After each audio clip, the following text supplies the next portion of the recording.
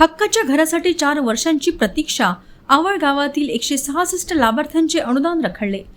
काँग्रेड विनोद झोडगे पाटील यांचा प्रशासनाला आंदोलनाचा इशारा. जिल्हाधिकाऱ्यांना दिले निवेदन.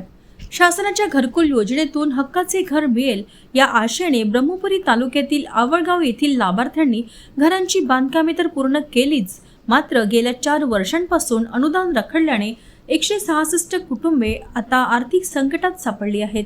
या प्रश्नी भारतीय कम्युनिस्ट पक्षाचे नेते काँग्रेड विनोद झोडगे पाटील यांच्या नेतृत्वात 9 एप्रिल 2026 रोजी जिल्हाधिकारी कार्यालयावर धडक देऊन प्रशासनाला जाब विचारण्यात आला. सन 2021 पासून मंजूर झालेल्या या घरकुलांसाठी लाभार्थ्यांनी उसनेवारी दागिने गहाण ठेवून आणि व्याजाने पैसे काढून घरांची कामे पूर्ण केली. शासकीय हप्ता जमा झाल्यावर उधारी फेडू या आशेवर असलेल्या गरिबांना अद्याप एकही पैसा मिळालेला नाही.